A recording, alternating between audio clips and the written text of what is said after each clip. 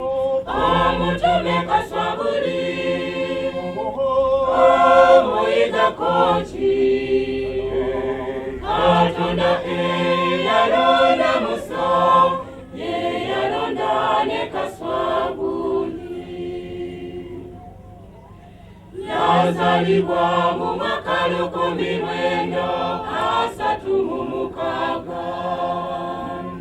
Yazalibwa basajja banaku era banyomebwa. Yakulira mu bulemu obuzibu okusinga bangi be yakula nabo.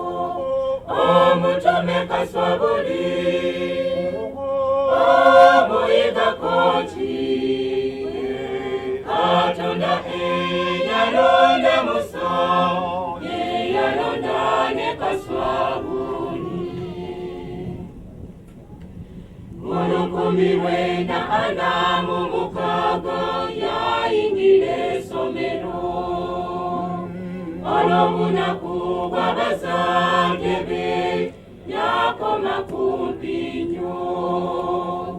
Ekyo kyamuleetera okulowooza nti Wazite yalina mukisa mu nsi.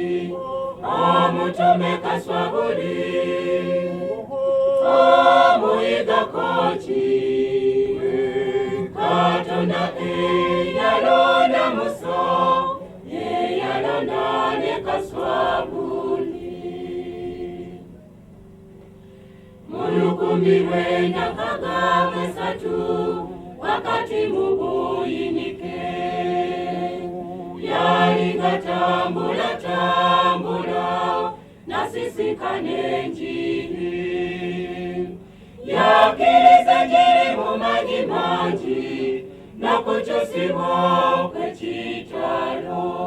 Omutume Kaswabuli omuyiga koki Katonda yalonda Musa ye yalonda ne Kaswabuli. Mu 1965 yali wansi w'omuti.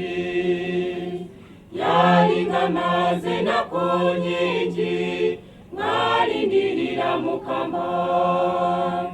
Katonda yamugamba nti Kaswabuli nkuwadde obubaka bw'abantu bange. Omutume Kaswabuli omuyiga koki Katonda yalonda Musa ye yalonda ne Kaswabuli. Awo ng'amaze okuyitibwa n'atandika omulimu. Abulidde enjiri mu Uganda wamu n'ebweru waayo. Ng'azimba ekkanisa ya Katonda ku musingi gw'abatume.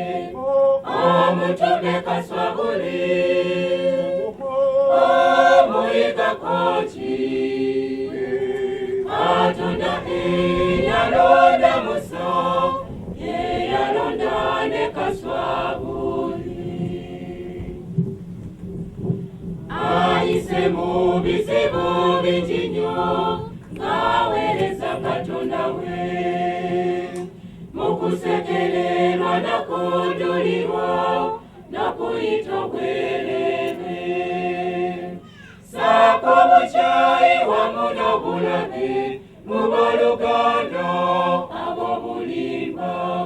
Omutume Kaswabuli omuyiga koki Katonda yalonda Musa ye yalonda ne Kaswabuli.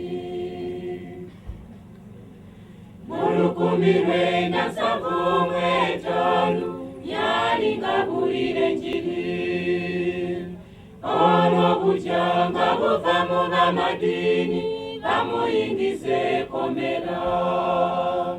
Eyo yamalayo mwaka ng'abonabona kyokka Katonda we yamugyayo. Sauli omuyiga koki Katonda eyalonda Musa eyalonda Sauli.